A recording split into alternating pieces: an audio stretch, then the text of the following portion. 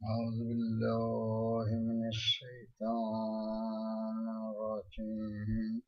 بسم الله الرحمن الرحيم. اللهم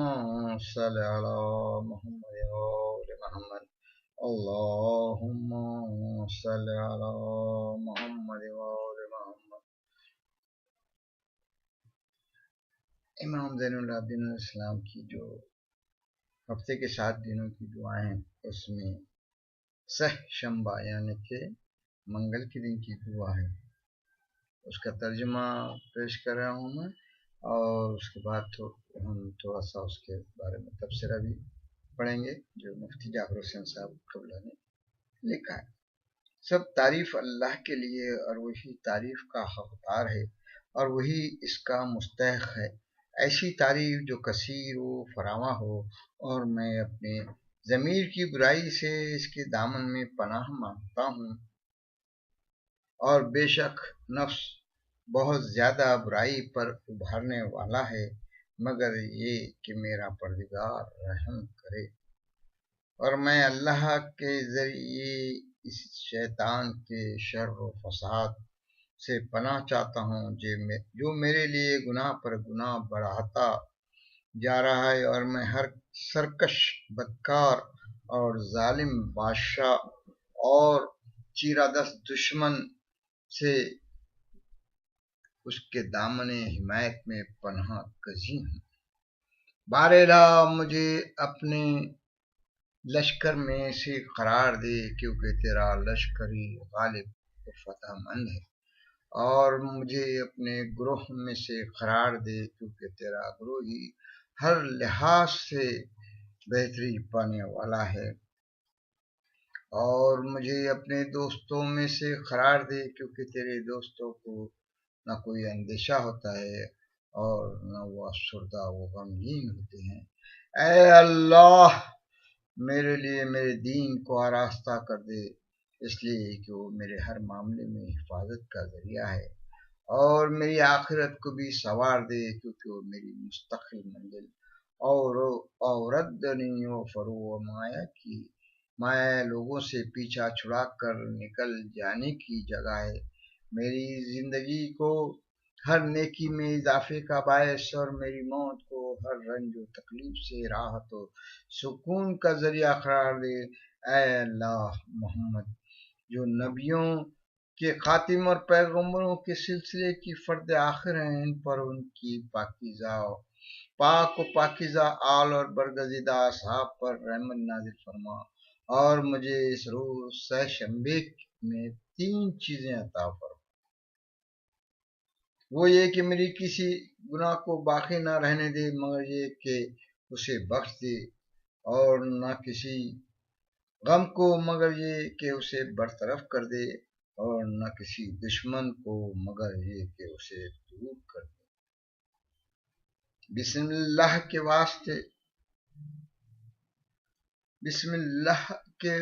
واسطے سے جو اللہ تعالیٰ کے تمام ناموں سے بہتر نام پر مشتمل ہے، اور اللہ کے نام کے واسطے سے جو زمین و آسمان کا پروردگار ہے۔ میں تمام ناپسندیدہ چیزوں کا دفعہ چاہتا ہوں جن میں اول درجے پر اس کی ناراضی ہے، اور تمام پسندیدہ چیزوں کو سمیٹ لینا چاہتا ہوں جن میں سب سے مقدم اس کی رضامندی ہے۔ اے فضل و احسان کے مالک، تو اپنی جانب سے میرا خاتمہ بخشش و مغفرت پر فرما۔ اللہم صلی علی محمد و آل محمد۔ ایک تھوڑا سا تبصرہ جو اسی دعا کے سلسلے میں جناب مفتی جعفر حسین صاحب قبلہ نے کیا ہے، وہ یہ ہے: سرنامہ دعا میں اللہ تعالیٰ کی حمد اور اس کے مستحق حمد ہونے کا تذکرہ ہے، اور اس کا استحقاق اس سے ظاہر ہے کہ وہ تمام خوبیوں اور اچھی صفتوں کا مالک ہے، اور حمد کے معنی اچھی صفتوں کے بیان کے ہوتے ہیں، لہذا ہر مدد و ثنا اسی کے لیے ہوگی، اور ہر حمد و ستائش کا وہی سزاوار ہوگا۔ اس استحقاق کا تذکرے کے بعد کہ تذکرے کے بعد نفس امارہ اور اس کی باطل کوششوں سے پناہ مانگی ہے، کیونکہ انسان کا سب سے بڑا دشمن خود اسی کا نفس ہے،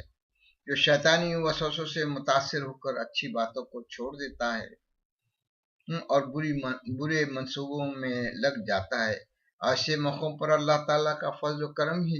شریک حال ہو تو اس کے مہلکوں سے نجات حاصل ہو سکتی ہے۔ چنانچہ قرآن میں ذن عزیز مصر یا حضرت یوسف کی زبانی ارشاد ہوتا ہے، میں اپنے نفس کی پاکیزگی کا دعویٰ نہیں کرتا، یہ نفس تو بہت زیادہ برائی پر ابھارنے والا ہے، مگر اس صورت میں کہ میرا پروردگار رحم کرے۔ حضرت یوسف علیہ السلام نے جب زلیخا سے بچ گئے تھے اور ناپاکیزگی نہیں ہوئی تھی کچھ، تو یہ قرآن آیت ہے کہ اس نفس سے ہمارا ہمیشہ برائی کی طرف اللہ کا رحم رہا تو انسان بچ جاتا ہے۔ پھر شیطان کی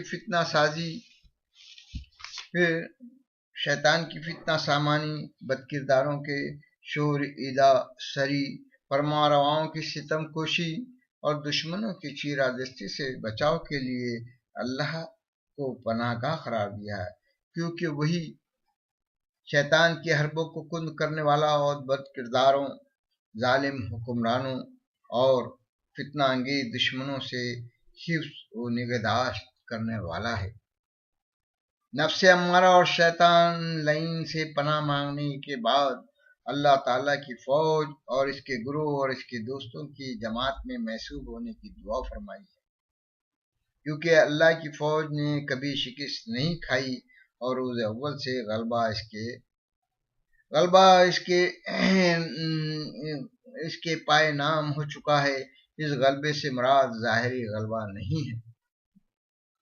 جو مادی فتوحات کی صورت میں حاصل ہوتا ہے، کیونکہ فوج کے بلبوتے اور قوت و طاقت کے سہارے سے حریفوں کو زیر کرنے نہ غلبہ ہوتا تو اللہ تعالیٰ کے مخصوص اور برگزیدہ بندے کبھی دشمن سے زیر نہ ہوتے۔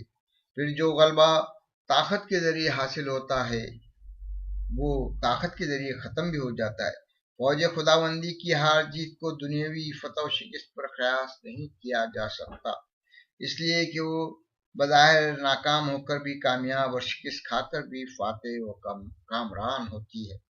کبھی اس کی فتح ظاہری فتح کے لحاظ سے ہوتی ہے اور کبھی اس کی فتح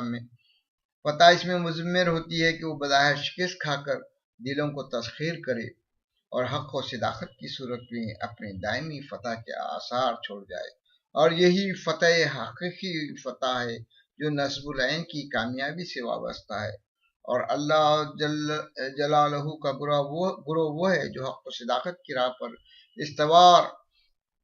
صلاح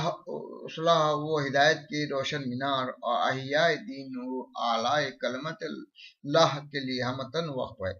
اس کی زندگی کا مقصد ہی دنیا کو خدا پرستی کی راہ دکھانا اور جان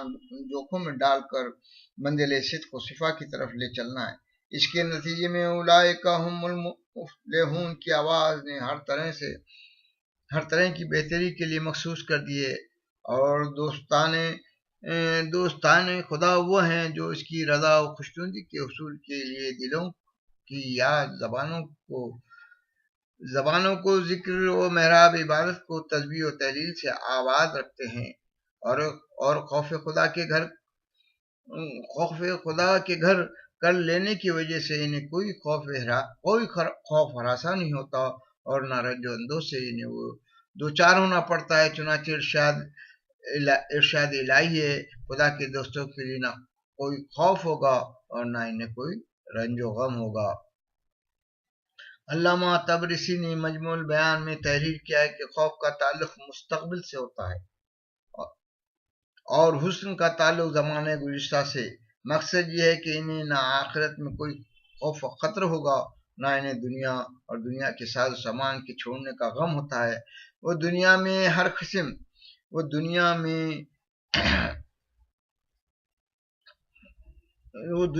قسم کے خدشوں اور اندیشوں سے پاک اور آخرت میں امن و سکون کی چھاؤں میں منزل گزین ہوں گے۔ پھر دین کی اصلاح و پختگی کی دعا ہے، اس لیے کہ دین ہی انسان کو فرائض اور حقوق کی طرف توجہ دلاتا ہے، ان پر کاربند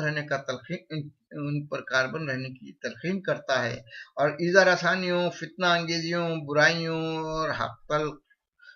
تلفیوں سے روکتا ہے، اور معاشرے کے نظم و انضباط کا کفیل،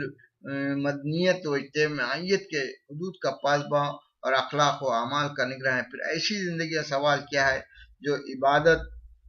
و اطاعت میں صرف ہو، اس لیے کہ دنیاوی زندگی کا مقصد یہ ہے کہ اخروی زندگی کو سنوارا جائے، کیونکہ دنیا کی زندگی چند روزہ اور وہاں کی زندگی دائمی و سرمدی ہے، اسے عبودیت کے تقاضوں پر عمل کرنے ہی سے سنوارا جا سکتا ہے۔ ایسی موت کی خواہش ہے کہ جو سکون و راحت کا پیغام لے کر آئے، کہ دنیا میں لاکھ سر و سامان راحت موجود ہوں، اہل ایمان و یقین کو یقینی راحت موت کے بعد ہی حاصل ہو سکتی ہے۔ چنانچہ پیغمبر اکرم صلی اللہ علیہ وآلہ وسلم کا ارشاد ہے، لقاء الہی کے علاوہ مومن کے لیے اور کہیں راحت نہیں۔